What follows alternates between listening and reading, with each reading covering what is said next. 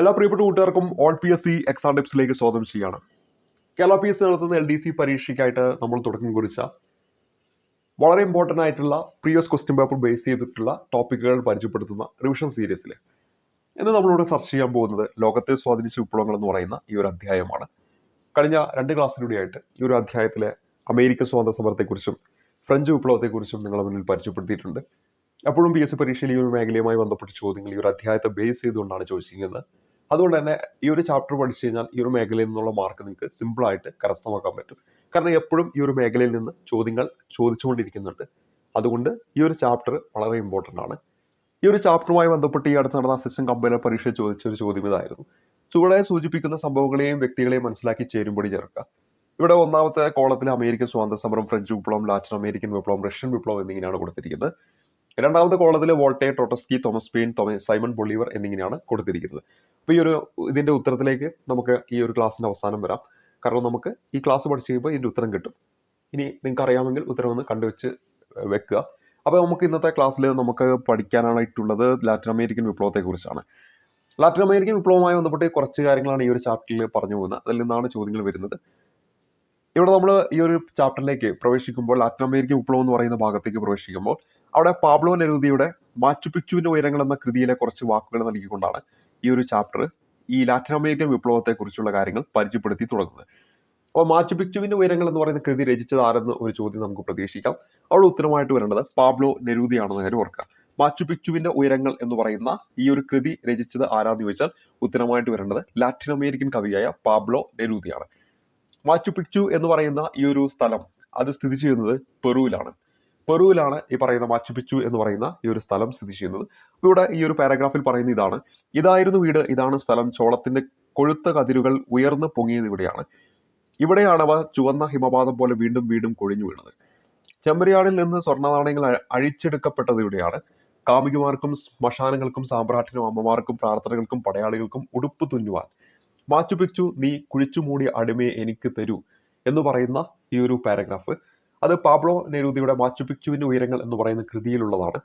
അപ്പോൾ ഇവിടെ കാണിക്കുന്ന എന്താണ്? ലാറ്റിൻ അമേരിക്കൻ വിപ്ലവം എന്ന് പറയുന്നതിന്റെ കാരണത്തെക്കുറിച്ച് ചെറിയൊരു പാരഗ്രാഫിലൂടെ ചെറിയൊരു സൂചന നമുക്ക് നൽകുകയാണ്. ഇതിൽ നിന്ന് നമുക്ക് മനസ്സിലാക്കാൻ പറ്റും, നമുക്ക് ഇന്ത്യയിലേക്ക് ഇപ്പോൾ ബ്രിട്ടീഷുകാരൊക്കെ കടന്നു വരുമ്പോൾ നമ്മുടെ സംസ്കാരത്തിലേക്ക് അവർ കൈയടക്കുകയും അവരുടെ സംസ്കാരം ഇവിടെ അടിച്ചേൽപ്പിക്കുകയും ചെയ്തു. അതേപോലെ തന്നെ ഈ ലാറ്റിൻ അമേരിക്കയിലും സംഭവിച്ചിരിക്കുകയാണ്. അവിടേക്ക് ഒരു വിദേശ ശക്തി കടന്നു വന്നിട്ടുണ്ട്. ആ വിദേശ ശക്തികൾ അവിടെ ഉണ്ടായിരുന്ന നല്ലൊരു സംസ്കാരത്തെ ഇല്ലായ്മ ചെയ്തിരിക്കുന്നു. പകരം അവരുടെ സംസ്കാരം അവരിൽ അടിച്ചേൽപ്പിക്കപ്പെടുന്നു. അങ്ങനെയാണെങ്കിൽ നമുക്ക് അറിഞ്ഞിരിക്കേണ്ടത് ആരാണ് ആ വിദേശ ശക്തികൾ എന്നാണ് നമ്മളിവിടെ അറിഞ്ഞിരിക്കേണ്ടത്. കൃത്യമായിട്ട് ഈ ഒരു ചാപ്റ്ററിൽ പറഞ്ഞു പോകുന്നു, ഈ പറയുന്ന ലാറ്റിൻ അമേരിക്കയുടെ സാമ്പത്തിക അഭിവൃദ്ധിയെ ചൂഷണം ചെയ്ത് സ്പെയിൻകാരും പോർച്ചുഗീസുകാരുമാണ് ലാറ്റിൻ അമേരിക്കയിൽ കോളനിയാക്കിയത്. ഇത് പ്രീവിയസ് ആയിട്ട് ചോദിച്ചിരിക്കുന്ന ഒരു ചോദ്യം തന്നെയാണ്. എത്രയോ തവണ ചോദിച്ചിട്ടുണ്ട്. അതായത് ലാറ്റിൻ അമേരിക്കയിൽ കോളനികൾ സ്ഥാപിച്ച യൂറോപ്യൻ ശക്തികൾ ആരെല്ലാം? ലാറ്റിൻ അമേരിക്കയിൽ കോളനികൾ സ്ഥാപിച്ച യൂറോപ്യൻ ശക്തികളിൽ പ്രധാനമായിട്ടും പോർച്ചുഗീസുകാരും അതോടൊപ്പം തന്നെ നമ്മുടെ സ്പെയിൻകാരുമാണെന്ന കാര്യം ഓർത്തിരിക്കുക. അപ്പോൾ സ്പെയിൻകാരും പോർച്ചുഗീസുകാരുമാണ് ലാറ്റിൻ അമേരിക്കയെ കോളനിയാക്കി മാറ്റിയത്. ഈ ലാറ്റിൻ അമേരിക്ക എന്ന് പറയുന്നത് നമ്മുടെ തെക്കേ അമേരിക്കയും അതുപോലെ തന്നെ മധ്യ അമേരിക്കയും ഉൾപ്പെടുന്ന പ്രദേശങ്ങളാണ് ലാറ്റിൻ അമേരിക്ക എന്ന് പറയുന്നത്. ഈ ലാറ്റിൻ ഭാഷയുമായി ബന്ധമുള്ള പോർച്ചുഗീസ്, സ്പാനിഷ് ഭാഷകൾ സംസാരിക്കുന്നവർക്ക് ഇവിടങ്ങളിൽ കുടിയേറി സ്ഥിരതാമസമാക്കിയത് കൊണ്ടാണ് ഈ ഒരു പ്രദേശം ലാറ്റിൻ അമേരിക്ക എന്ന പേരിൽ അറിയപ്പെടാൻ തുടങ്ങിയത്. 16, 17 നൂറ്റാണ്ടുകളിൽ സ്പാനിഷുകാരുടെയും പോർച്ചുഗീസുകാരുടെയും കടന്നുകയറ്റത്തിനെതിരെ നടന്ന വിപ്ലവമാണ് നമ്മളിവിടെ പരിചയപ്പെടുന്ന ലാറ്റിൻ അമേരിക്കൻ വിപ്ലവം എന്ന് പറയുന്നത്. അപ്പോൾ അവിടെ കുടിയേറിയ, അവിടെ കോളനികൾ സ്ഥാപിച്ച ആ യൂറോപ്യൻ ശക്തികളുടെ പേര് മറക്കരുത്. അത് പോർച്ചുഗീസുകാരും അതേപോലെ തന്നെ സ്പെയിൻകാരുമാണെന്ന കാര്യം ഓർത്തിരിക്കുക. അങ്ങനെ ഈ കോളനി ഭരണം ജനജീവിതത്തെ എങ്ങനെയെല്ലാം ബാധിച്ചു എന്നാണ് തുടർന്ന് ഈ ഒരു ചാപ്റ്ററിൽ പറഞ്ഞു പോകുന്നത്. അതിൽ ഒന്നാമത്തെ പോയിന്റ്, സ്പെയിൻകാരും പോർച്ചുഗീസുകാരും താങ്കളുടെ ഭാഷയും മതവും അതോടൊപ്പം തന്നെ ആചാരമൊക്കെ ഈ പറയുന്ന സ്ഥലങ്ങളിൽ എന്ത് ചെയ്യുന്നു? പ്രചരിപ്പിക്കുന്നു. അപ്പോൾ ഇവിടെ സ്പെയിൻകാരും പോർച്ചുഗീസുകാരും താങ്കളുടെ ഭാഷയും മതവും ആചാരവും അവിടെ പ്രചരിപ്പിക്കുന്നു. സ്പാനിഷ് ശൈലിയിൽ വീടുകളും ദേവാലയങ്ങളും നിർമ്മിക്കുകയും വിദ്യാലയങ്ങൾ സ്ഥാപിക്കുകയും ചെയ്തു എന്നതാണ് രണ്ടാമത്തെ പോയിന്റ്. സ്പാനിഷ് ശൈലിയിൽ വീടുകളും ദേവാലയങ്ങളും നിർമ്മിക്കുകയും വിദ്യാലയങ്ങൾ സ്ഥാപിക്കുകയും ചെയ്തു. സ്പാനിഷ് കൃഷി രീതികളും കാർഷിക വിളകളും കോളനികളിൽ നടപ്പിലാക്കി എന്നതാണ് മൂന്നാമത്തത്. യൂറോപ്യനിൽ നിന്ന് പുതിയ രോഗങ്ങൾ ലാറ്റിൻ അമേരിക്കൻ ജനങ്ങളിലേക്ക് പകർന്നു. എല്ലാ രംഗങ്ങളിലും വംശീയ വിവേചനം പുലർത്തി. ലാറ്റിൻ അമേരിക്കൻ ജനതയുടെ സമ്പത്തും വിഭവങ്ങളും കൊള്ളയടിച്ചു. കോളനിക്കാരെ എന്താണ് അടിമകളെ പോലെ പണിയെടുപ്പിച്ചു. അപ്പൊ ലാറ്റിൻ അമേരിക്കയിലേക്ക് ഈ പറയുന്ന യൂറോപ്യൻ ശക്തികൾ വന്ന് കോളനികൾ സ്ഥാപിക്കുന്നു. അവിടെ ഉണ്ടായിരുന്നവരെ പരമാവധി അവരെന്ത് ചെയ്യാണ് അടിമകളെ പോലെ പണിയെടുപ്പിക്കുന്നു. അവരുടെ സംസ്കാരത്തിലേക്ക് ഇവർ കടന്നു കയറുന്നു. ഇവരുടെ സംസ്കാരങ്ങൾ അവിടെ അടിച്ചേൽപ്പിക്കുന്നു. അങ്ങനെ അവിടെ ഉണ്ടായിരുന്ന ഒരു നല്ല കാലഘട്ടം ഇല്ലായ്മ ചെയ്യപ്പെടുന്നു. അപ്പോൾ നമ്മുടെ ഇന്ത്യയിലേക്കൊക്കെ ബ്രിട്ടീഷുകാരൊക്കെ വന്നിട്ട് ഇവിടെ എന്തെല്ലാമാണോ ചെയ്യുന്നത് അതുപോലെ തന്നെ എന്താണ് അവിടെയും സംഭവിക്കുന്നു. ഈ ഒരു പേരുകൾ ഇനി മറക്കാതെ ഓർത്തിരിക്കണം. Jose de San Martin, Francisco Miranda, Simon Bolivar എന്നിവരുടെ നേതൃത്വത്തിലുണ്ടായ വിപ്ലവത്തിലൂടെ ലാറ്റിൻ അമേരിക്കൻ രാജ്യങ്ങൾ സ്വാതന്ത്ര്യമാവാൻ തുടങ്ങി. ലാറ്റിൻ അമേരിക്കൻ വിപ്ലവത്തിന് നേതൃത്വം നൽകിയ 3 പേരുകൾ Jose de San Martin, Francisco Miranda, Simon Bolivar എന്നീ പേരുകൾ ഓർത്തിരിക്കുക. Jose de San Martin, Francisco Miranda, Simon Bolivar എന്നിവരാണ് ലാറ്റിൻ അമേരിക്കൻ സ്വാതന്ത്ര്യത്തിന് നേതൃത്വം നൽകിയവരെന്ന കാര്യം ഓർത്തിരിക്കുക. വെനസ്വല എന്ന് പറയുന്ന രാജ്യത്ത് ജനിച്ച സൈമൺ ബൊളീവർ ഈ അടുത്ത് നടന്ന പരീക്ഷയിൽ വന്നതാണ്. വെനസ്വല, കൊളംബിയ, ഇക്വഡോർ, പെറു തുടങ്ങിയ രാജ്യങ്ങളെ വിദേശ ആധിപത്യത്തിൽ നിന്നും മോചിപ്പിച്ച നേതാവ് ആരാണെന്ന് ചോദിച്ചാൽ അവിടെ ഉത്തരമായിട്ട് വരേണ്ടത് സൈമൺ ബൊളീവർ ആണ്. അത് നമ്മുടെ ഈ ഒരു SCRT പറയുന്നില്ല, പക്ഷെ ഈ അടുത്ത് നടന്ന പരീക്ഷയിൽ ചോദ്യം വന്നു. അത് കൃത്യമായി പഠിച്ചു വെക്കുക. സൈമൺ ബൊളീവർ ജനിച്ചത് വെനസ്വലയിലാണ്. അദ്ദേഹം വെനസ്വല, കൊളംബിയ, ഇക്വഡോർ, പെറു തുടങ്ങിയ രാജ്യങ്ങളെ വിദേശ ആധിപത്യത്തിൽ നിന്നും മോചിപ്പിച്ച നേതാവാണ്. അപ്പോൾ ആ രാജ്യങ്ങൾ ഓർത്തിരിക്കുക. വെനസ്വല, ഇക്വഡോർ, പെറു, കൊളംബിയ ഈ രാജ്യങ്ങൾ എന്താണ് വിദേശ ആധിപത്യത്തിൽ നിന്നും മോചിപ്പിച്ച നേതാവാണ്. ലാറ്റിൻ അമേരിക്കൻ രാജ്യങ്ങളാണ് ഇതെല്ലാം. സൈമൺ ബൊളീവറെയാണ് വിമോചകൻ എന്നും തെക്കേ അമേരിക്കയുടെ ജോർജ് വാഷിംഗ്ടൺ എന്നൊക്കെ വിശേഷിപ്പിക്കുന്നത്. വിമോചകൻ, തെക്കേ അമേരിക്കയിലെ ജോർജ് വാഷിംഗ്ടൺ എന്നിങ്ങനെ വിശേഷിപ്പിക്കുന്നത് സൈമൺ ബൊളീവറെയാണെന്ന കാര്യം ഓർത്തിരിക്കുക. ഇവിടെ നമ്മൾ പരിചയപ്പെട്ട മറ്റൊരു പേരാണ് Jose de San Martin. Jose de San Martin ആണ് ലാറ്റിൻ അമേരിക്കൻ രാജ്യങ്ങളുടെ സംരക്ഷകൻ എന്ന് അറിയപ്പെടുന്നത്. ലാറ്റിൻ അമേരിക്കൻ രാജ്യങ്ങളുടെ സംരക്ഷകൻ എന്നറിയപ്പെടുന്നത് ജോസെ ഡി സാൻ മാർട്ടിൻ ആണ്. അർജന്റീന, ചിലി എന്നീ ലാറ്റിൻ അമേരിക്കൻ രാജ്യങ്ങളിലെ വിദേശ ആധിപത്യത്തിൽ നിന്ന് മോചിപ്പിക്കുന്നതിന് നേതൃത്വം നൽകിയ വ്യക്തിയാണ് ജോസെ ഡി സാൻ മാർട്ടിൻ. അപ്പൊ ഇവിടെ നമ്മൾ 2 പേര് അതുമായി ബന്ധിപ്പിച്ചുകൊണ്ട് കുറച്ച് രാജ്യങ്ങൾ അതാണ് നമ്മളിവിടെ പരിചയപ്പെട്ടത്. അതിൽ ഒരാളെ നമുക്ക് പരിചയപ്പെടാം, അതായത് ഒരു ടിപ്പിലൂടെ പഠിച്ചു വെക്കാം. അപ്പൊ നമുക്ക് മറ്റേ രാജ്യങ്ങളൊക്കെ ചോദിക്കുമ്പോൾ അത് നമ്മൾ പരിചയപ്പെട്ട സൈമൺ ബൊളീവറുമായി ബന്ധപ്പെട്ടതാണെന്ന് ഓർത്തിരിക്കാൻ പറ്റും. അപ്പൊ നമ്മൾ ജോസെ ഡി സാൻ മാർട്ടിൻ അദ്ദേഹം അർജന്റീന, ചിലി എന്നീ 2 രാജ്യങ്ങളെയാണ് അവിടുത്തെ സ്വാതന്ത്ര്യവുമായി ബന്ധപ്പെട്ട് പ്രവർത്തിച്ച വ്യക്തിയാണെന്ന് നമ്മൾ പറഞ്ഞു. അത് ഓർത്തിരിക്കാൻ വേണ്ടി ജോസേട്ടനും ജോസേട്ടന്റെ ഭാര്യയുണ്ട്. അപ്പൊ ഈ ജോസേട്ടൻ ഒരു ദിവസം അവരുടെ വീട്ടിലേക്ക് കുറച്ച് ഗസ്റ്റ് വരികയാണ്. അപ്പോൾ ഓടി വന്നിട്ട് ഭാര്യയോട് പറയാണ്, ജോസേട്ടന്റെ ഭാര്യയോട് ഓടി വന്നിട്ട് പറയാണ്, ഡി ചില്ലി ചിക്കൻ അർജന്റ് ആണ്. എന്താണ് ഗസ്റ്റ് ഒക്കെ വരികയാണ്. അപ്പൊ എന്താണ് ഡി ചില്ലി ചിക്കൻ അർജന്റ് ആണ്. അപ്പൊ ജോസേട്ടൻ ഡി എന്നാണ് ഞാൻ പറഞ്ഞത്, അത് കണക്ട് ചെയ്ത് വെക്കാൻ വേണ്ടിയിട്ടാണ്. അപ്പോൾ അവിടെ എന്താണ് ജോസെ ഡി സാൻ മാർട്ടിൻ അദ്ദേഹം പറയാണ് ചില്ലി ചിക്കൻ അർജന്റ് ആണ്. അപ്പൊ ചില്ലി എന്ന് പറയുന്ന രാജ്യവും അർജന്റീന എന്ന് പറയുന്ന രാജ്യവും ഇദ്ദേഹവുമായിട്ട് ബന്ധപ്പെട്ടതാണെന്ന് ഓർത്തിരിക്കുക. കാരണം ഈ അടുത്ത് നടന്ന പരീക്ഷയിൽ അത് എടുത്തു ചോദ്യമായി വന്നിട്ടുണ്ട്. ഈ പറയുന്ന തൊട്ട് മുമ്പ് നമ്മൾ പറഞ്ഞ പെറു, കൊളംബിയ, ഇക്വഡോർ, വെനസ്വല തുടങ്ങിയ രാജ്യങ്ങളിൽ, ഈ പറയുന്ന ലാറ്റിൻ അമേരിക്കൻ രാജ്യങ്ങളിൽ സ്വാതന്ത്ര്യത്തിന് വേണ്ടി പോരാടിയ വ്യക്തി ആരെന്ന് ചോദിച്ചിട്ടുണ്ട്. അപ്പൊ അത് കൃത്യമായിട്ട് അവിടെ ഈ പറയുന്ന എല്ലാ പേരുകളും ഓപ്ഷനിൽ വന്നിട്ടുണ്ട്. അവിടെ നമ്മൾ ഉത്തരമായിട്ട് വരേണ്ടത് സൈമൺ ബൊളീവർ ആണ്. അപ്പൊ ഇവിടെ ചില്ലിയിലും അർജന്റീനയിലും ജോസെ ഡി സാൻ മാർട്ടിൻ ആണെങ്കിൽ ബാക്കി വരുന്നത് ആരാണ്? നമ്മുടെ സൈമൺ ബൊളീവർ ആണെന്ന് നമുക്ക് ഓർത്തിരിക്കാൻ പറ്റും. ഇവിടെ നമ്മൾ പറഞ്ഞൊരു പോയിന്റ് ആണ്, ലാറ്റിൻ അമേരിക്കൻ രാജ്യങ്ങളുടെ സംരക്ഷകൻ എന്നറിയപ്പെടുന്നത് ജോസെ ഡി സാൻ മാർട്ടിൻ ആണ്. തൊട്ടു മുമ്പ് ഞാൻ പറഞ്ഞു വിമോചകൻ, തെക്കേ അമേരിക്കയുടെ ജോർജ് വാഷിംഗ്ടൺ എന്നൊക്കെ അറിയപ്പെടുന്നത് സൈമൺ ബൊളീവർ ആണെന്ന് പറഞ്ഞു. അപ്പൊ ഇത് രണ്ടും പരസ്പരം മാറിപ്പോവാം അല്ലെ, നമുക്ക് ചിലപ്പോൾ ഒരു കൺഫ്യൂഷൻ വന്നേക്കാം. ഇത് 2 ഓപ്ഷൻ ഉണ്ടാവുകയും ചെയ്യും. അത് നമുക്ക് ഒഴിവാക്കാൻ വേണ്ടിയിട്ട് ഞാൻ നേരത്തെ പറഞ്ഞ പോലെ ജോസേട്ടനും ഭാര്യയെ സംബന്ധിച്ചിടത്തോളം ഭർത്താവായ ജോസേട്ടൻ സംരക്ഷകനാണ്. അപ്പൊ ആ ഒരു കോളിൽ നിന്ന് ഈ ഒരു കാര്യം കൂടി ഒന്ന് കണക്ട് ചെയ്ത് വെച്ചാൽ നമുക്ക് ഈ പറയുന്ന ലാറ്റിൻ അമേരിക്കൻ രാജ്യങ്ങളുടെ സംരക്ഷകൻ എന്നറിയപ്പെടുന്നത് ജോസെ ഡി സാൻ മാർട്ടിൻ ആണെന്ന് ഓർത്തിരിക്കാൻ പറ്റും. അപ്പോൾ ഇത്രയും കാര്യങ്ങളാണ് നമ്മൾ ഈ ഒരു ടോപ്പിക്കുമായി ബന്ധപ്പെട്ട്, ലാറ്റിൻ അമേരിക്കൻ വിപ്ലവം എന്ന് പറയുന്ന ടോപ്പിക്കുമായി ബന്ധപ്പെട്ട് അറിഞ്ഞിരിക്കേണ്ടത്. ഇതിനുള്ളിൽ നിന്ന് തന്നെ നമ്മുടെ 10th ലെവൽ പരീക്ഷയിലൊക്കെ ചോദ്യം വരുള്ളൂ, LDC പരീക്ഷയിൽ ചോദ്യം വരത്തുള്ളൂ, ഇതുവരെ വന്നിട്ടുള്ളൂ. അപ്പോൾ ഇവിടെ നമ്മൾ ഈ പറഞ്ഞ എല്ലാ പോയിന്റുകളും ഒന്നും കൂടെ കേട്ട് പഠിച്ചു വെക്കുക. ആ ഒരു ചോദ്യം നിങ്ങൾക്ക് തീർച്ചയായിട്ടും ചോദിക്കുകയാണെങ്കിൽ മാർക്ക് കിട്ടും, 100% ഉറപ്പ് നൽകുന്നു. കുറച്ച് സമയം കുറച്ച് കാര്യങ്ങൾ പഠിച്ചാൽ മതി, ഒരു മാർക്ക് കിട്ടും. അത് റാങ്ക് നിർണ്ണയിക്കുന്നതിൽ വളരെ വലിയൊരു ഘടകവുമാണ്. ഇനി നമ്മൾ അടുത്ത പരിചയപ്പെടാൻ പോകുന്നത് റഷ്യൻ വിപ്ലവത്തെക്കുറിച്ചാണ്. റഷ്യൻ വിപ്ലവവുമായി ബന്ധപ്പെട്ട് ഈ ഒരു ചാപ്റ്ററിൽ പറയുന്ന കാര്യങ്ങൾ മാത്രം പഠിക്കുക, തീർച്ചയായിട്ടും ആ ഒരു മാർക്ക് നിങ്ങൾക്ക് കിട്ടുന്നതായിരിക്കും. റഷ്യൻ വിപ്ലവവുമായി ബന്ധപ്പെട്ട് മാക്സിം ഗോർഗി എന്ന് പറയുന്ന സാഹിത്യകാരൻ അമ്മ എന്ന് പറയുന്ന കൃതിയിൽ അദ്ദേഹത്തിന്റെ ഒരു കഥാപാത്രം പറയുന്ന ഒരു വാക്ക് നൽകിക്കൊണ്ടാണ് ഈ ഒരു പാരഗ്രാഫിലൂടെയാണ് ഈ ഒരു റഷ്യൻ വിപ്ലവം ഈ ഒരു ചാപ്റ്റർ ഇരിക്കുന്നത്. അപ്പോൾ മാക്സിം ഗോർഗി അദ്ദേഹത്തിന്റെ കൃതിയാണ് അമ്മ. നമ്മൾ തൊട്ടു മുമ്പ് നമ്മൾ പരിചയപ്പെട്ട മാച്ചു പിക്ചുവിന്റെ ഉയരങ്ങൾ എന്ന് പറയുന്ന കൃതി പാബ്ലോ നെരുദിയുമായി ബന്ധപ്പെട്ടിരിക്കുന്നു എന്ന് പഠിച്ചതുപോലെ മാക്സിം ഗോർഗിയുടെ കൃതിയാണ് അമ്മ എന്ന് പഠിച്ചു വെക്കുക. ഇവിടെ പറയുന്നത് എന്താണെന്ന് വെച്ചാൽ, ഞങ്ങൾ തൊഴിലാളികളാണ്. കുട്ടികളുടെ കളിപ്പാട്ടങ്ങൾ തൊട്ട് കുറ്റൻ യന്ത്രങ്ങൾ വരെ സർവ്വതും നിർമ്മിക്കുന്നത് ഞങ്ങളുടെ അധ്വാനമാണ്. എന്നാൽ അതേസമയം തന്നെ സ്വന്തം മനുഷ്യാഭിമാനത്തിന് വേണ്ടി പൊരുതാനുള്ള അവകാശം പോലും നിഷേധിക്കപ്പെട്ടവരാണ് ഞങ്ങൾ. ഞങ്ങളെ ആർക്കു വേണമെങ്കിലും അവരുടെ കാര്യസാധ്യത്തിന് ഉപയോഗിക്കാം. കാലാന്തരത്തിൽ മുഴുവൻ അധികാരവും സ്വന്തം കയ്യിലെടുക്കാൻ കഴിയത്തക്കവണ്ണമുള്ള സ്വാതന്ത്ര്യമാണ് ഞങ്ങൾക്കിപ്പോൾ വേണ്ടത്. ഞങ്ങളുടെ മുദ്രാവാക്യങ്ങൾ ലളിതമാണ്, ഇതൊന്ന് നോട്ട് ചെയ്ത് വെച്ചേക്കുക. സ്വകാര്യ സ്വത്തുടമ സമ്പ്രദായം നശിക്കട്ടെ, എല്ലാ ഉൽപാദനോപാധികളും ജനങ്ങൾക്ക്, എല്ലാ അധികാരവും ജനങ്ങൾക്ക്, അധ്വാനം എല്ലാവരുടെയും ചുമതല. ഞങ്ങൾ വെറും കലാപകാരികളല്ലെന്ന് നിങ്ങൾക്കിപ്പോൾ മനസ്സിലാക്കാമല്ലോ. ഞങ്ങൾ വിപ്ലവകാരികളാണ്. ഒരു കൂട്ടർ ആജ്ഞാപിക്കാൻ മാത്രവും മറ്റൊരു കൂട്ടർ പണിയെടുക്കാൻ മാത്രവുമുള്ള കാലത്തോളം ഞങ്ങൾ വിപ്ലവകാരികളായി തുടരുകയും ചെയ്യും.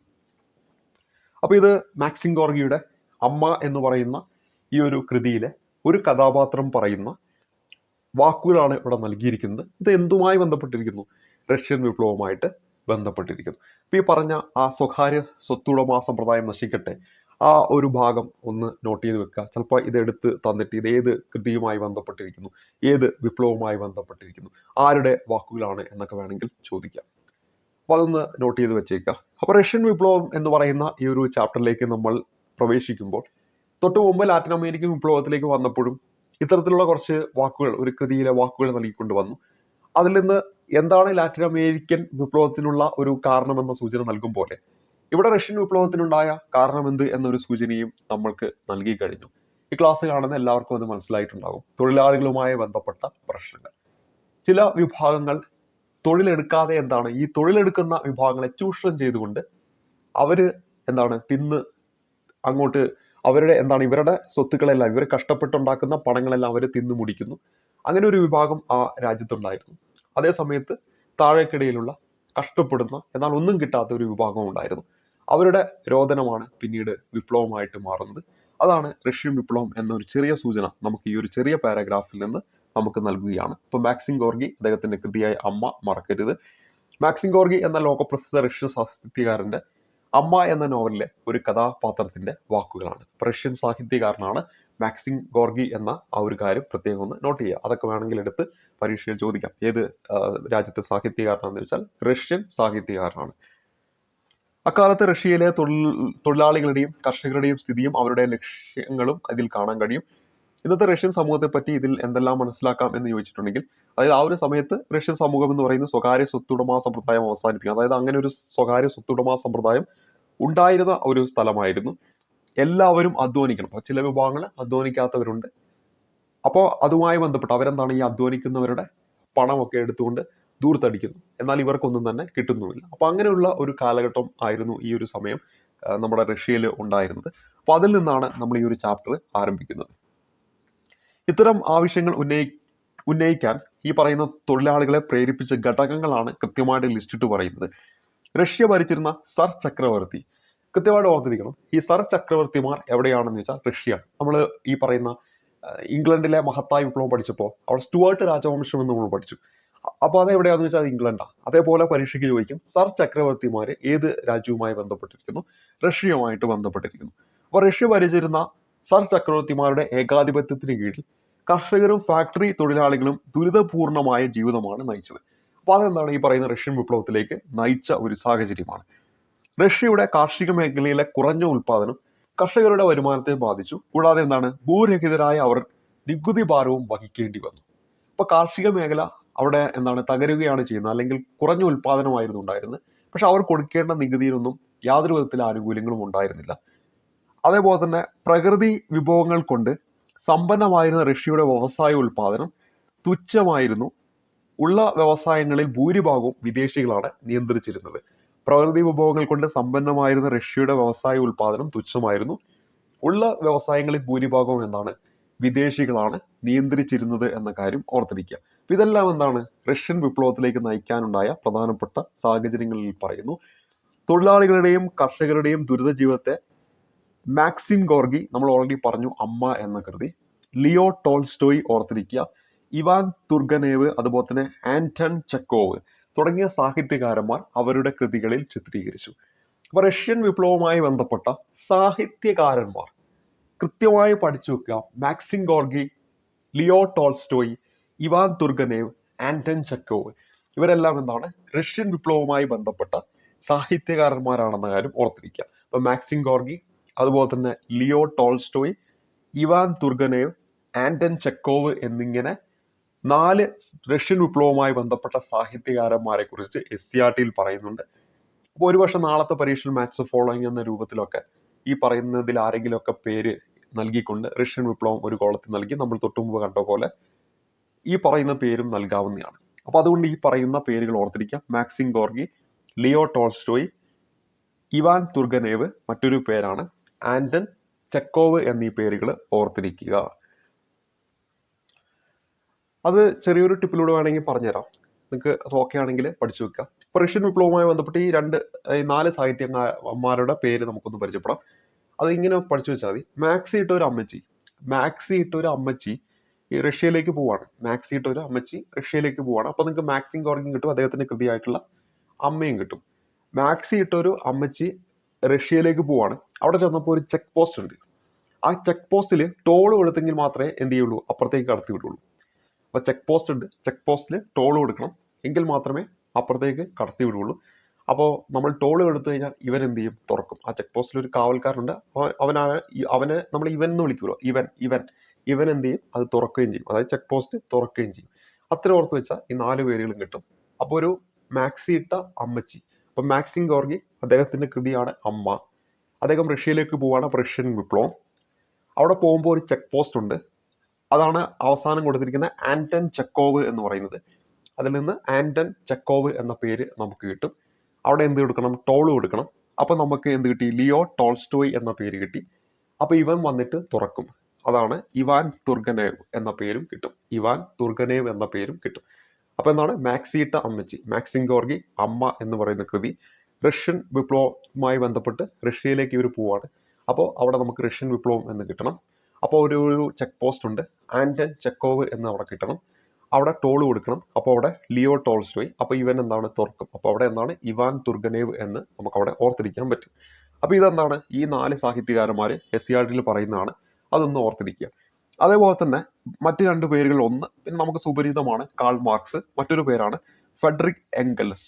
കാൾ മാർക്സും അതേപോലെ തന്നെ ഫ്രെഡറിക് എംഗൽസും ആവിഷ്കരിച്ച മാർക്സിസ്റ്റ് ആശയങ്ങൾ തൊഴിലാളികൾക്ക് എന്താണ്, ആവേശം പകർന്നു. അപ്പൊ കാൾ മാർക്സും ഫ്രെഡറിക് എംഗൽസും ആവിഷ്കരിച്ച മാർക്സിസ്റ്റ് ആശയങ്ങളും എന്താണ്, തൊഴിലാളികൾക്ക് ആവേശം പകർന്നു. അപ്പൊ സാഹിത്യകാരന്മാരായിട്ട് Maxim Gorky, Leo Tolstoy, Ivan Turgenev, Anton Chekhov തുടങ്ങിയ സാഹിത്യകാരന്മാരുടെ ഈ പറയുന്ന റഷ്യൻ വിപ്ലവത്തെക്കുറിച്ച് അവർ ചിത്രീകരിക്കുന്നു. അതേപോലെ തന്നെ കാൾ മാർക്സും ഫ്രെഡറിക് എംഗൽസും ആവിഷ്കരിച്ച മാർക്സിസ്റ്റ് ആശയങ്ങൾ ഈ തൊഴിലാളികൾക്ക് ആവേശം പകരുന്നു. മുതലാളിമാർ നിയന്ത്രിക്കുന്ന ഉൽപാദന വ്യവസ്ഥയ്ക്ക് പകരം തൊഴിലാളികളുടെ ഏകാധിപത്യം സ്ഥാപിക്കാൻ അവർ എന്താണ്, ആഹ്വാനം ചെയ്തു. തൊഴിലാളികളുടെ ദുരിതങ്ങൾക്ക് പരിഹാരം കാണാനായി തൊഴിലാളി സംഘടനകൾ അങ്ങനെ രൂപീകരിക്കുന്നു. മാർക്സിസ്റ്റ് ആശയങ്ങളിൽ അധിഷ്ഠിതമായ സോഷ്യൽ ഡെമോക്രാറ്റിക് വർക്കേഴ്സ് പാർട്ടി അങ്ങനെ അവിടെ എന്താണ്, രൂപം കൊള്ളുകയാണ്. ഇപ്പൊ തൊഴിലാളി സംഘടനകൾ വരികയാണ്. ഈ കാൾ മാർക്സിൻ്റെയും ഫെഡറിക് എംഗൽസിൻ്റെയും ഒക്കെ കമ്മ്യൂണിസ്റ്റ് ആശയങ്ങളൊക്കെ തൊഴിലാളികളിലേക്ക് വരികയും അവരിലൊരു ഊർജം ഉണ്ടാവുകയും അങ്ങനെ തൊഴിലാളികൾക്ക് വേണ്ടിയിട്ട് സംഘടനകൾ അവിടെ രൂപം കൊള്ളുകയാണ് ഈ പറയുന്ന മാർക്സിസ്റ്റ് ആശയങ്ങളിൽ അധിഷ്ഠിതമായിക്കൊണ്ട്. അങ്ങനെ അവിടെ രൂപം കൊണ്ട ഒരു സംഘടനയാണ് social democratic workers party. Social democratic workers party എവിടെയാണെന്ന് വെച്ചാൽ അത് റഷ്യയിലാണെന്ന കാര്യം ഓർത്തിരിക്കുക. ഈ സോഷ്യൽ ഡെമോക്രാറ്റിക് വർക്കേഴ്സ് പാർട്ടി പിന്നീട് വിഭജിക്കപ്പെടുന്നുണ്ട്. മെൻഷെവിക്കുകൾ എന്നും അതേപോലെ തന്നെ ബോൾഷെവിക്കുകൾ എന്നും രണ്ടായിട്ട് അതെന്താണ് സ്പ്ലിറ്റ് ചെയ്യുകയാണ്. മെൻഷെവിക്കുകൾ എന്ന് പറഞ്ഞാൽ ന്യൂനപക്ഷമാണ്, ബോൾഷെവിക്കുകൾ എന്ന് പറഞ്ഞാൽ ഭൂരിപക്ഷമാണെന്ന കാര്യം ഓർത്തിരിക്കുക. അത് ഓർത്തിരിക്കാൻ വളരെ സിമ്പിളാണ്. ഇപ്പം നിങ്ങൾ ക്രിക്കറ്റ് കളിക്ക് പോവുകയാണെങ്കിൽ എല്ലാവരും ബാറ്റ് ചെയ്യുന്നതിന് കൂടുതൽ ബോൾ ചെയ്യാൻ നിൽക്കും. കാരണം എല്ലാവർക്കും ബാറ്റ് കൃത്യമായിട്ട് ആ ബോളിൽ കൊള്ളിക്കാൻ പറ്റണമെന്നില്ല, പക്ഷെ ആ ബോൾ ചെയ്യാൻ എല്ലാവർക്കും പറ്റും. അപ്പോൾ അവിടെ മാക്സിമം ആൾക്കാരും ഭൂരിപക്ഷം എന്തായിരിക്കും, ബോൾ ചെയ്യുന്നവരായിരിക്കും. അതിൽ നിന്ന് നമുക്ക് ഓർത്തിരിക്കാം ബോൾഷെവിക്കുകളാണ് ഭൂരിപക്ഷം, മെൻഷെവിക്കുകളാണ് എന്തെന്ന് പറയുന്നത് ന്യൂനപക്ഷം എന്ന് പറയുന്നത്. ഇനി ഇതിന് നേതൃത്വം കൊടുത്ത നേതാക്കന്മാരെ ഓർത്തിരിക്കണം. ഈ ബോൾഷെവിക്കുകൾക്ക് നേതൃത്വം കൊടുത്തത് ലെനിനും ട്രോട്സ്കിയുമാണ്. എന്താണ്? ലെനിനും ട്രോട്സ്കിയുമാണ്. അതേ സമയത്ത് നമ്മൾ പറഞ്ഞ ഈ മെൻഷെവിക്കുകൾക്ക് നേതൃത്വം നൽകിയത് ആരെന്ന് വെച്ചാൽ അലക്സാണ്ടർ കെരൻസ്കിയുമാണ്. അപ്പോൾ ലെനിനും ട്രോട്സ്കിയുമാണ് എന്തിനു നേതൃത്വം നൽകിയത്? മെൻഷെവിക്കുകൾക്ക് നേതൃത്വം നൽകിയതാണോ ബോൾഷെവിക്കുകൾക്ക് നേതൃത്വം നൽകിയതാണോ? ബോൾഷെവിക്കുകൾക്ക് നേതൃത്വം നൽകിയത് ലെനിനും ട്രോട്സ്കിയുമാണ്. മറ്റൊന്ന് അലക്സാണ്ടർ കെരൻസ്കിയാണ്.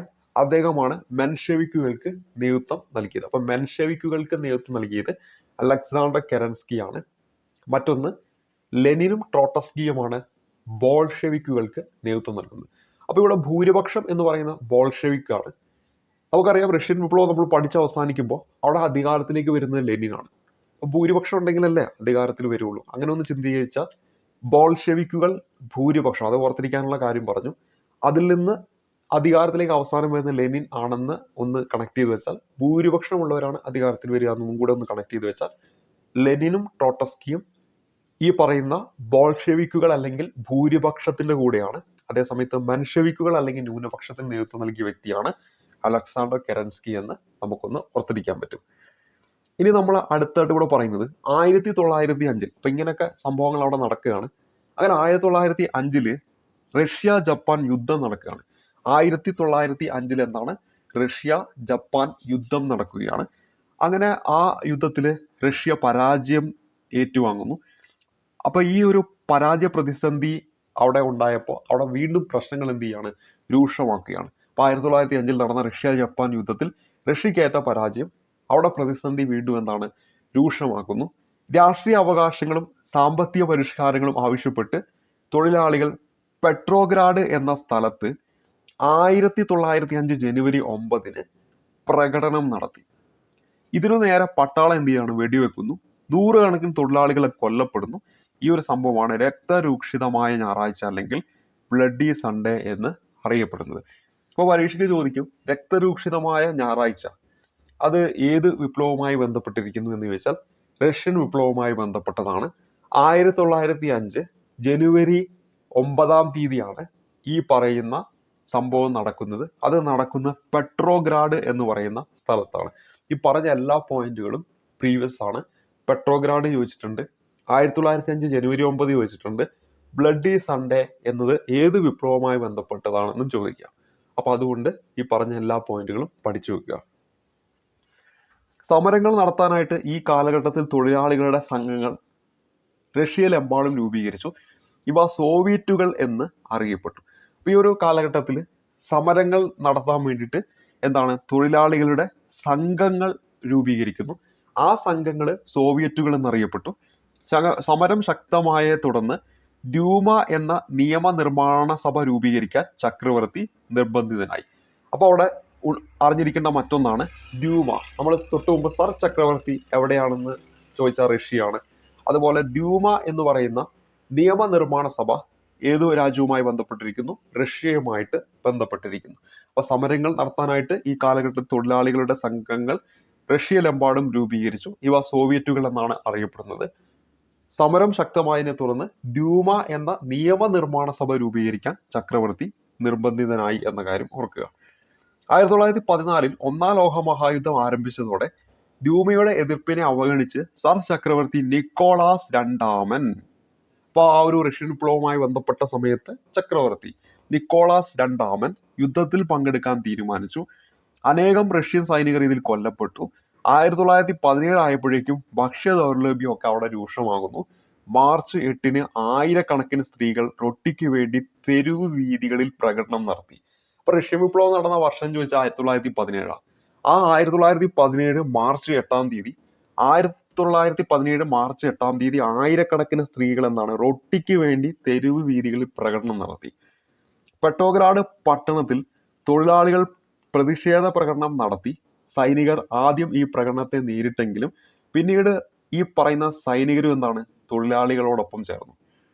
ഒന്നാം ലോക മഹായുദ്ധത്തിൽ താങ്കൾ അനുഭവിച്ച ദുരിതങ്ങളാണ് സൈനികരെ പ്രധാനമായിട്ടും ഇതിന് പ്രേരിപ്പിച്ചത് എന്ന കാര്യം ഓർക്കുക. പെട്രോഗ്രാഡ് പട്ടണം തൊഴിലാളികൾ അങ്ങനെ പിടിച്ചെടുക്കുന്നു. തുടർന്ന് ഈ നിക്കോളാസ് രണ്ടാമൻ സ്ഥാനമൊഴിയുകയും റഷ്യൻ മെൻഷവിക് നേതാവായ അലക്സാണ്ടർ കെരൻസ്കിയുടെ നേതൃത്വത്തിൽ ഒരു താൽക്കാലിക ഗവൺമെന്റ് നിലവിൽ വരികയും ചെയ്തു. അപ്പൊ ആദ്യം വരുന്നത് ആരാണ്? ഈ ന്യൂനപക്ഷം എന്നറിയപ്പെടുന്ന മെൻഷവിക് അവരുടെ നേതാവായിട്ട് വരുന്ന അലക്സാണ്ടർ കെരൻസ്കിയുടെ നേതൃത്വത്തിലാണ് ആ താൽക്കാലിക ഗവൺമെന്റ് അധികാരത്തിൽ വരുന്നത്. ഇതിനെയാണ് എന്തെന്ന് പറയുന്നത്? ഫെബ്രുവരി വിപ്ലവം എന്നറിയപ്പെടുന്നത്. അപ്പോൾ നമ്മളിവിടെ റഷ്യൻ വിപ്ലവവുമായി ബന്ധപ്പെട്ട് നമ്മൾ ബ്ലഡി സൺഡേ എന്ന് പറയുന്ന ഒരു ടേം നമ്മൾ പരിചയപ്പെട്ടു. അതേപോലെ തന്നെ രക്തരൂക്ഷിതമായ ഞായറാഴ്ച, അതേപോലെ തന്നെ ഇപ്പോൾ മറ്റൊരു ടേം പരിചയപ്പെടുകയാണ്, ഫെബ്രുവരി വിപ്ലവം. അപ്പോൾ റഷ്യൻ വിപ്ലവത്തിനുള്ളിൽ വരുന്നതാണ് ഈ ഫെബ്രുവരി വിപ്ലവം എന്ന് പറയുന്നത്. അപ്പോൾ ഫെബ്രുവരി വിപ്ലവം എന്തുമായി ബന്ധപ്പെട്ടിരിക്കുന്നു? അത് റഷ്യൻ വിപ്ലവവുമായി ബന്ധപ്പെട്ടിരിക്കുന്നു. ഫെബ്രുവരി വിപ്ലവത്തിലൂടെ റഷ്യയിലെ താൽക്കാലിക ഗവൺമെന്റ് രൂപീകരിച്ചത് ആര്? ബോൾഷെവിക് ആണോ മെൻഷെവിക് ആണോ? ന്യൂനപക്ഷം എന്നറിയപ്പെടുന്ന മെൻഷെവിക് ആണ്. അതിന്റെ നേതൃത്വം നൽകിയ വ്യക്തിയുടെ പേരെന്ത്? അവിടെ ഓർത്തിരിക്കേണ്ടത് അലക്സാണ്ടർ കെരൻസ്കി ആണ്. ഇവിടെ സ്ഥാനം ഒഴിഞ്ഞ സർ ചക്രവർത്തി ആര്? നിക്കോളാസ് രണ്ടാമനാണെന്ന് കാര്യം ഓർക്കുക. അപ്പോൾ അവിടെ നിൽക്കാൻ പറ്റില്ല, അവൻ പോയി എന്നാണ്, നിൽക്കാൻ പറ്റില്ല. അപ്പം നിക്കോളാസ് രണ്ടാമൻ എന്ന് ഓർത്തിരിക്കുക. അപ്പൊ സർ ചക്രവർത്തി നിക്കോളാസ് രണ്ടാമൻ, നിൽക്കാൻ പറ്റില്ല, അപ്പോൾ അവിടെ പോയി. ആ ഒരു രാജാവിനെ ഓർത്തിരിക്കാൻ വേണ്ടി നിക്കോളാസ് രണ്ടാമൻ. ഇനി ഇവിടെ പറയുന്നതാണ്, ഈ റഷ്യൻ കലണ്ടർ പ്രകാരം അന്താരാഷ്ട്ര കലണ്ടറിനേക്കാൾ പിറകിലായതിനാലാണ് മാർച്ചിൽ നടന്ന വിപ്ലവം ഫെബ്രുവരി വിപ്ലവം എന്നറിയപ്പെടുന്നത്. അതായത് ഒരു മാസം ഒരു പിന്നിലാണ്. മാർച്ച് നമ്മളിവിടെ വരുമ്പോൾ അന്താരാഷ്ട്ര കലണ്ടറിൽ വരുമ്പോൾ അവിടെ തൊട്ട് പിന്നത്തെ മാസമായ ഫെബ്രുവരിയാണ്. അപ്പോൾ യഥാർത്ഥത്തിൽ ഇത് അന്താരാഷ്ട്ര കലണ്ടർ പ്രകാരം മാർച്ചിലാണ് നടന്നത്, പക്ഷെ ഒരു മാസം പിന്നിലാണ് റഷ്യൻ കലണ്ടർ. അതുകൊണ്ട് ഇത് ഫെബ്രുവരിയിൽ നടന്നു എന്ന് പറയുന്നു. അതായത് ഫെബ്രുവരി വിപ്ലവം എന്ന് അറിയപ്പെടുന്നു എന്ന കാര്യം ഓർത്തിരിക്കുക. ഇനി അടുത്തത് ഇവിടെ പറയുന്നത് ഒന്നാം ലോക യുദ്ധത്തിൽ നിന്നും റഷ്യ അങ്ങനെ പിന്മാറുന്നു. അതായത് ഇവിടെ പറയുന്നത് ഫെബ്രുവരി വിപ്ലവം എന്ന് അറിയപ്പെടുന്നു എന്നാണ് ഇവിടെ പറയുന്നത്. അപ്പോൾ ഇതിന് ശേഷം പിന്നീട് കുറച്ച് സംഭവങ്ങൾ കൂടി അവിടെ നടക്കുന്നുണ്ട്. ഇനി നമ്മൾ ആ ഒരു സംഭവം, അതായത് ഇനി നമ്മൾ ഇപ്പോൾ പറഞ്ഞു വെച്ചിരിക്കുന്നത് എവിടെയാണ്? ഈ മെൻഷെവിക്കുകൾ അവിടെ അധികാരത്തിലേക്ക് വരികയാണ്. മെൻഷെവിക്കുകൾ അധികാരത്തിൽ വന്നു. ഇനി ആര് വരണം? യഥാർത്ഥത്തിൽ അവിടെ അധികാരത്തിലേക്ക് വരേണ്ടത് ബോൾഷെവിക്കുകളാണ്. അപ്പോൾ അവരുടെ ഒരു അധികാരം, അതാണ് നമ്മൾ ഒക്ടോബർ വിപ്ലവം എന്ന് അറിയപ്പെടുന്നത്. അപ്പോൾ അതിലേക്കാണ് ഇനി ഈ ഒരു ചാപ്റ്റർ മുന്നോട്ട് പോകുന്നത്. അതെന്തൊക്കെയാണ് നമുക്കൊന്ന് പരിശോധിക്കാം. അപ്പോൾ നമ്മളിപ്പോൾ പറഞ്ഞ് അവസാനിപ്പിച്ചത് ഫെബ്രുവരി വിപ്ലവത്തെക്കുറിച്ചാണ്. അപ്പോൾ ഇങ്ങനെ രൂപീകരിച്ച ഈ താൽക്കാലിക ഗവൺമെന്റിനെ റഷ്യയിലെ സോവിയറ്റുകളിൽ ഒരു വിഭാഗം എന്താണ് അംഗീകരിച്ചില്ല. താൽക്കാലിക ഗവൺമെന്റിനെ റഷ്യയിലെ സോവിയറ്റുകളിൽ ഒരു വിഭാഗം അംഗീകരിച്ചില്ല. ഈ സമയം സ്വിറ്റ്സർലാൻഡിൽ കഴിയുകയായിരുന്ന വ്ളാഡിമിർ ലെനിൻ, ഈ സമയത്ത് ഈ പറയുന്ന ബോൾഷെവിക്കുകളുടെ നേതാവായിട്ടുള്ള ലെനിൻ എവിടെയായിരുന്നു? സ്വിറ്റ്സർലാൻഡിലാണ്. അദ്ദേഹം റഷ്യയിലെത്തി താൽക്കാലിക ഗവൺമെന്റിനെ ശക്തമായിട്ട് അങ്ങോട്ട് എതിർത്തു. അലക്സാണ്ടർ കെരൻസ്കിയുടെ നേതൃത്വത്തിലുള്ള താൽക്കാലിക ഗവൺമെന്റിനെ എതിർക്കുന്നു. വിപ്ലവം അതിന്റെ ലക്ഷ്യം നേടണമെങ്കിൽ അധികാരം മുഴുവൻ സോവിയറ്റുകൾക്ക് കൈമാറണമെന്ന് അദ്ദേഹം ആവശ്യപ്പെട്ടു. ബോൾഷെവിക്കുകളും സോവിയറ്റുകളും ലെനിന്റെ നിലപാടിനെ പിന്തുണച്ചു. നൂറ്റാണ്ടുകൾ പഴക്കമുള്ള സാമ്പത്തിക പിന്നാക്കാവസ്ഥയും ജനങ്ങൾക്കിടയിലെ അസമത്വവും ഇല്ലാതാക്കാൻ ഒരു തൊഴിലാളി വർഗ ഭരണകൂടത്തിന് മാത്രമേ കഴിയുകയുള്ളൂ എന്ന് ബോൾഷെവിക്കുകൾ പ്രചരിപ്പിച്ചു. അതിനായി അവർ ചില ആവശ്യങ്ങൾ ഉന്നയിച്ചു. ചില ആവശ്യങ്ങൾ എന്താണ് അവർ ഉന്നയിക്കുകയാണ്. അതിലൊന്നാണ് ഒന്നാം ലോക മഹായുദ്ധത്തിൽ നിന്ന് പിന്മാറുക, പ്രഭുക്കന്മാരുടെ കൈവശമുള്ള ഭൂമി പിടിച്ചെടുത്ത് കർഷകർക്ക് വിതരണം ചെയ്യുക, ഫാക്ടറികൾ ജനങ്ങളുടെ പൊതു സ്വത്താക്കി മാറ്റുക. അങ്ങനെ 1917 ഒക്ടോബറിൽ ബോൾഷെവിക്കുകൾ താൽക്കാലിക ഗവൺമെന്റിനെതിരായിട്ട് സായുധ കലാപമൊക്കെ ആരംഭിക്കുന്നു. കെരൻസ്കി രാജ്യം വിട്ടുപോവുകയും റഷ്യ ബോൾഷെവിക്കുകളുടെ നിയന്ത്രണത്തിലാവുകയും ചെയ്തു. ബോൾഷെവികൾക്ക് അധികാരം ലഭിച്ച ഈ ഒരു സംഭവമാണ് ഒക്ടോബർ വിപ്ലവം അല്ലെങ്കിൽ ഒക്ടോബർ വിപ്ലവം എന്നറിയപ്പെടുന്നത്. തൊട്ടു മുമ്പ് നമ്മൾ പറഞ്ഞ പോലെ റഷ്യൻ കലണ്ടർ എന്ന് പറഞ്ഞാൽ അന്താരാഷ്ട്ര കലണ്ടറുമായിട്ട് കമ്പയർ ചെയ്യുമ്പോൾ ഒരു മാസം പിന്നിലാണ്. ഇത് ശരിക്കും നവംബറിൽ നടന്നതാണ്, പക്ഷേ ഇത് റഷ്യൻ കലണ്ടർ പ്രകാരം ഒക്ടോബറിലാണ്. അപ്പോൾ ഇതിന് നമ്മൾ ഒക്ടോബർ വിപ്ലവം എന്നാണ് അറിയപ്പെടുന്നത്. അപ്പോൾ നമ്മൾ തൊട്ടു മുമ്പ് പറഞ്ഞ ഫെബ്രുവരി വിപ്ലവം, അതേപോലെ തന്നെ നമ്മുടെ ഒക്ടോബർ വിപ്ലവം, ഇത് രണ്ടും ഏത് വിപ്ലവവുമായി ബന്ധപ്പെട്ടിരിക്കുന്നു എന്ന് വെച്ചാൽ റഷ്യൻ വിപ്ലവവുമായിട്ട് ബന്ധപ്പെട്ടതാണ്. 1917 റഷ്യൻ വിപ്ലവം നടക്കുന്നതെന്ന കാര്യം ഓർത്തിരിക്കുക. അപ്പോൾ ഇവിടെ എന്താണ് നമ്മൾ പറഞ്ഞത്? റഷ്യൻ വിപ്ലവവുമായി ബന്ധപ്പെട്ട് ഒരു ഔട്ട്ലൈൻ പറയുകയാണെങ്കിൽ സർ ചക്രവർത്തിമാരുടെ ഭരണം അവസാനിക്കുന്നു. നിക്കോളസ് രണ്ടാമൻ അവസാനമായിട്ട് വരുന്നു. അദ്ദേഹത്തിന്റെ ഭരണം അവസാനിച്ച ശേഷം മെൻഷെവിക്കുകളുടെ നേതാവായിട്ട് വരുന്ന അലക്സാണ്ടർ കെരൻസ്കി ഒരു താൽക്കാലിക ഗവൺമെന്റ് രൂപീകരിക്കുന്നു. എന്നാൽ ഈ ഗവൺമെന്റിനെതിരായിട്ടും പ്രക്ഷോഭങ്ങളൊക്കെ വരുന്നു. അതിനുശേഷം പിന്നീട് ഒക്ടോബർ വിപ്ലവം എന്ന് പറയുന്ന ആ ഒരു ഇതിലൂടെ അവിടെ ആരുടെ നേതൃത്വത്തിലുള്ള ഗവൺമെന്റ് അധികാരത്തിൽ വരികയാണ്? നമ്മുടെ ലെനിന്റെ നേതൃത്വത്തിലുള്ള ഒരു ഗവൺമെന്റ് അധികാരത്തിൽ വരികയാണ്. അതാണ് തുടർന്ന് സോവിയറ്റുകളുടെ സമ്മേളനം ചേർന്ന് ലെനിൻ അധ്യക്ഷനായിട്ടുള്ള ഒരു ക്യാബിനറ്റ് എന്താണ് അവിടെ രൂപം നൽകി എന്ന കാര്യം ഓർക്കുക. അപ്പോൾ ഇവിടെ ഒന്നാമത്തെ പോയിന്റ് ഫെബ്രുവരി വിപ്ലവമാണ്. അലക്സാണ്ടർ കെരൻസ്കിയുടെ നേതൃത്വത്തിലുള്ള ഒരു താൽക്കാലിക ഗവൺമെന്റ്, അതായത് മെൻഷെവിക്കുകളുടെ നേതൃത്വത്തിലുള്ള താൽക്കാലിക ഗവൺമെന്റ് അധികാരത്തിൽ വരുന്നത് ഫെബ്രുവരി വിപ്ലവത്തിലൂടെയും, അതേ സമയത്ത് ലെനിന്റെ നേതൃത്വത്തിലുള്ള ഒരു ഗവൺമെന്റ് അധികാരത്തിൽ വരുന്നത് ഒക്ടോബർ വിപ്ലവത്തിലൂടെയുമാണെന്ന കാര്യം പ്രത്യേകം നോട്ട് ചെയ്യുക. അപ്പൊ അങ്ങനെയാണ് ഈ റഷ്യൻ വിപ്ലവം ഇവിടെ നമ്മൾ അവസാനിക്കുന്നത് ഈ ഒരു അധ്യായത്തിൽ. അതിൽ ഈ റഷ്യൻ വിപ്ലവത്തെ തുടർന്ന് ഒന്നാം ലോക യുദ്ധത്തിൽ നിന്നും റഷ്യ പിന്മാറുന്നു. ഭൂമി പിടിച്ചെടുത്ത് കർഷകർക്ക് വിതരണം ചെയ്തു. പൊതു ഉടമസ്ഥതയ്ക്ക് പ്രാധാന്യം കൊടുത്തു. കേന്ദ്രീകൃത ആസൂത്രണം നടപ്പിലാക്കി. സാമ്പത്തിക ശാസ്ത്ര സാങ്കേതിക രംഗങ്ങളെ പുരോഗതി കൈവരിച്ചു. 1924 പുതിയ ഭരണഘടന നിലവിൽ വന്നു. ഓർത്തിരിക്കുക, 1924 റഷ്യയിൽ പുതിയ ഭരണഘടന നിലവിൽ വന്നു. സോവിയറ്റ് റിപ്പബ്ലിക്കുകൾ കൂടി ചേർന്ന് സോവിയറ്റ് യൂണിയൻ രൂപീകരിക്കപ്പെടുകയും ചെയ്തു 1924. ലോകത്തിലെ വിവിധ ഭാഗങ്ങളിൽ സോഷ്യലിസ്റ്റ് ആശയങ്ങളൊക്കെ വ്യാപകമായി. അപ്പൊ റഷ്യൻ വിപ്ലവം അതിനെ തുടർന്നുണ്ടായിട്ടുള്ള അനന്തര ഫലങ്ങളാണ് ഇവിടെ പറഞ്ഞിരിക്കുന്നത്. ഒന്ന്, ഒന്നാം ലോക മഹായുദ്ധത്തിൽ നിന്നും റഷ്യ പിന്മാറി. 2, ഭൂമി പിടിച്ചെടുത്ത് കർഷകർക്ക് വിതരണം ചെയ്തു. 3, പൊതു ഉടമസ്ഥതയ്ക്ക് പ്രാധാന്യം കൊടുത്തു. 4, കേന്ദ്രീകൃത ആസൂത്രണം നടപ്പിലാക്കി. 5, സാമ്പത്തിക ശാസ്ത്ര സാങ്കേതിക രംഗങ്ങളിൽ പുരോഗതി കൈവരിച്ചു. 6 പറയുന്നത് 1924 പുതിയ ഭരണഘടന റഷ്യയിൽ വരുന്നു. സോവിയറ്റ് റിപ്പബ്ലിക്കുകൾ ചേർന്ന് സോവിയറ്റ് യൂണിയൻ USSR രൂപീകരിക്കപ്പെടുകയും ചെയ്തു. ലോകത്തിലെ വിവിധ ഭാഗങ്ങളിൽ സോഷ്യലിസ്റ്റ് ആശയങ്ങൾ എന്നാണ് വ്യാപകമായി എന്നും കൂടെ ഇവിടെ പറയുന്നു. ഇപ്പൊ ഇത്തരം കാര്യങ്ങളാണ് ഈ റഷ്യൻ വിപ്ലവവുമായി ബന്ധപ്പെട്ട് നമ്മുടെ ഈ പറയുന്ന ചാപ്റ്ററിൽ പറഞ്ഞു പോകുന്നത്. ഈ ഒരു മേഖലയിൽ ചോദ്യങ്ങൾ വരുമ്പോൾ എപ്പോഴും ഈ ഒരു ചാപ്റ്ററിനുള്ളിൽ നിന്നുകൊണ്ടാണ് ചോദ്യങ്ങൾ വന്നുകൊണ്ടിരിക്കുന്നത്. ഈ പറഞ്ഞ കാര്യങ്ങൾ പഠിച്ചാൽ തന്നെ നമുക്ക് ഈ ഒരു മേഖലയിൽ നിന്നുള്ള മാർക്ക് നമുക്ക് സ്കോർ ചെയ്യാനായിട്ട് പറ്റുന്നതാണ്. അപ്പോൾ നമ്മളിവിടെ അമേരിക്കൻ സ്വാതന്ത്ര്യ സമരം, അതേപോലെ തന്നെ റഷ്യൻ വിപ്ലവം, അതേപോലെ നമ്മുടെ ഫ്രഞ്ച് വിപ്ലവം, ലാറ്റിൻ അമേരിക്കൻ വിപ്ലവം, ഇത്തരം കാര്യങ്ങൾ നമ്മൾ പഠിച്ചു കഴിഞ്ഞു. ഇനി ഒരു ചാപ്റ്ററിൽ പറയുന്നത് ചൈനീസ് വിപ്ലവത്തെ കുറിച്ചാണ്. അത് നമുക്ക് അടുത്തൊരു ക്ലാസ്സിൽ നമുക്ക് പരിചയപ്പെടാം. ഒരു കാര്യം കൂടി ഇവിടെ നമുക്ക് പരിചയപ്പെടുത്താനായിട്ടുണ്ട്. ഒരു ചലച്ചിത്രമാണ് ബാറ്റിൽഷിപ്പ് പൊട്ടൻകീൻ എന്ന് പറയുന്നത്. റഷ്യൻ ചലച്ചിത്ര സംവിധായകൻ സെർഗി ഐസൻസ്റ്റീൻ സംവിധാനം ചെയ്ത വിഖ്യാത ചലച്ചിത്രമാണിത്. അപ്പോൾ ഇത് ആരാണ് സംവിധാനം ചെയ്തതെന്ന് വെച്ചാൽ സെർഗി ഐസൻസ്റ്റീൻ ആണ്. സർ ചക്രവർത്തിമാരുടെ ഭരണകാലഘട്ടത്തിലെ ഒരു യഥാർത്ഥ സംഭവത്തെ അധികരിച്ചാണ് ഈ നിശബ്ദ സിനിമ രൂപം കൊണ്ടത്. കരിങ്കടലിലെ റഷ്യൻ യുദ്ധക്കപ്പലായ പൊട്ടൻകീനിൽ അസംതൃപ്തരായ നാവികർ നടത്തിയ കലാപം ഒരു രാഷ്ട്രീയ സമരമായി പരിണമിച്ചതിന്റെ ദൃശ്യാവിഷ്കാരമാണ് ഈ ഒരു ചലച്ചിത്രം. അപ്പോൾ ഓർത്തിരിക്കുക, ബാറ്റിൽഷിപ്പ് പൊട്ടൻകീൻ എന്ന് പറയുന്നത് സെർഗി ഐസൻസ്റ്റീൻ സംവിധാനം ചെയ്തതാണ്. ഇനി മറ്റൊന്ന് ഇവിടെ പറയുന്നത് ജോൺ റീഡിന്റെ ലോകത്തെ പിടിച്ചു കുലുക്കിയ 10 ദിവസം. ഇത് ആരുടെ കൃതിയാണെന്ന് ചോദിക്കും. അവിടെ ഓർത്തിരിക്കുക, ജോൺ റീഡാണ്. ലോകത്തെ പിടിച്ചു കുലുക്കിയ 10 ദിവസം എന്നത് ജോൺ റീഡിന്റെ കൃതിയാണ്. ഈ പുസ്തകത്തെ ആധാരമാക്കിയുള്ള ചലച്ചിത്രം സംവിധാനം ചെയ്തതും ആര് തന്നെയാണ്? സെർഗി ഐസൻസ്റ്റീൻ ആണ്. അപ്പോൾ സെർഗി ഐസൻസ്റ്റീനുമായി ബന്ധപ്പെട്ട് ലോകത്തെ പിടിച്ചു കുലുക്കിയ 10 ദിവസം എന്ന് പറയുന്ന പുസ്തകത്തെ ബേസ് ചെയ്തുകൊണ്ട് സിനിമ സംവിധാനം ചെയ്ത അദ്ദേഹമാണ്. ഇത് ആരുടെ പുസ്തകമാണെന്ന് ചോദിച്ചാൽ ജോൺ റീഡിന്റെ പുസ്തകമാണ്. ജോൺ റീഡിന്റെ പുസ്തകമാണ്. അപ്പോൾ അവിടെ പുസ്തകം റീഡ് വായിക്കുക, അതിൽ നിന്ന് തന്നെ ആ പേര് കണക്ട് ചെയ്ത് വെക്കാം. ലോകത്തെ പിടിച്ചു കുലുക്കിയ 10 ദിവസം ആരുടെ പുസ്തകം? ജോൺ റീഡിന്റെ പുസ്തകമാണ്. അതിനെ ബേസ് ചെയ്ത് സിനിമ ഇറക്കിയത് സെർഗി ഐസൻസ്റ്റീൻ ആണ്. അദ്ദേഹത്തിന്റെ മറ്റൊരു സിനിമയെ നമ്മൾ പരിചയപ്പെട്ടു. ഏതാണ്? ഈ പറയുന്ന ബാറ്റിൽഷിപ്പ് പൊട്ടൻകീൻ. അപ്പോൾ അത് ഈ പറഞ്ഞ സിനിമകൾ ഏത് വിപ്ലവവുമായി ബന്ധപ്പെട്ടിരിക്കുന്നു വെച്ചാൽ റഷ്യൻ വിപ്ലവവുമായി ബന്ധപ്പെട്ടിരിക്കുന്നു, അല്ലെങ്കിൽ അതിന്റെ പശ്ചാത്തലത്തിൽ വന്നതാണെന്ന കാര്യം കൂടി ഇവിടെ ഒന്ന് നമ്മൾ ഓർത്തിരിക്കണം. ഇനി നമ്മൾ തുടക്കം പറഞ്ഞ ആ ചോദ്യത്തിലേക്ക് വരാം. നിങ്ങൾക്ക് അതിന്റെ ഉത്തരം കിട്ടുന്നുണ്ടോ എന്ന് ഒന്ന് പരിശോധിക്കുക. അപ്പോൾ നമ്മുടെ ചോദ്യം ഇതാണ്, ചുവടെ സൂചിപ്പിച്ചിരിക്കുന്ന സംഭവങ്ങളെയും വ്യക്തികളെയും മനസ്സിലാക്കി ചേരുംപടി ചേർക്കുക എന്നതാണ് നമ്മുടെ ചോദ്യം. അപ്പോൾ നമ്മൾ ഇന്ന് ഇവിടെ പഠിച്ചത് റഷ്യൻ വിപ്ലവത്തെക്കുറിച്ചും ലാറ്റിൻ അമേരിക്കൻ വിപ്ലവത്തെക്കുറിച്ചാണ്. കഴിഞ്ഞ 2 ക്ലാസ്സിലായിട്ട് അമേരിക്കൻ വിപ്ലവത്തെക്കുറിച്ചും അമേരിക്കൻ സ്വാതന്ത്ര്യ സമരത്തെക്കുറിച്ചും ഫ്രഞ്ച് വിപ്ലവത്തെക്കുറിച്ചും പഠിച്ചു. നമുക്ക് അറിയാവുന്നത് ഇന്നത്തെ ക്ലാസ് ബേസ് ചെയ്തുകൊണ്ട് നമുക്ക് പോകാം. ലാറ്റിൻ അമേരിക്കൻ വിപ്ലവം, റഷ്യൻ വിപ്ലവം. ഇവിടെ വോൾട്ടയർ ഉണ്ട്, ടോട്ടസ്ക്യൂ ഉണ്ട്, തോമസ് പെയിൻ ഉണ്ട്, അതുപോലെ തന്നെ സൈമൺ ബൊളീവർ ഉണ്ട്. നമ്മൾ ഓൾറെഡി പറഞ്ഞു ലാറ്റിൻ അമേരിക്കൻ വിപ്ലവവുമായി ബന്ധപ്പെട്ട വ്യക്തിയാണ് ഈ പറയുന്ന സൈമൺ ബൊളീവർ.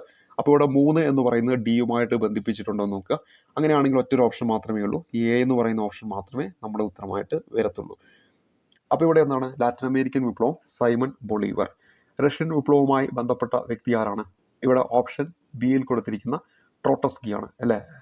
റഷ്യൻ വിപ്ലവവുമായി ബന്ധപ്പെട്ട വ്യക്തിയാണ് ഓപ്ഷൻ അതായത് ബിയിൽ കൊടുത്തിരിക്കുന്ന ട്രോട്സ്കി. അപ്പോൾ 4 ബിയുമായിട്ട് ബന്ധിപ്പിക്കണം. ഇനി നമ്മൾ അമേരിക്കൻ വിപ്ലവം നമ്മൾ പഠിക്കാറുള്ളതാണ്, തോമസ് പെയിൻ. അവിടെ 1 സിയുമായിട്ട് ബന്ധിപ്പിച്ചിരിക്കുന്നു.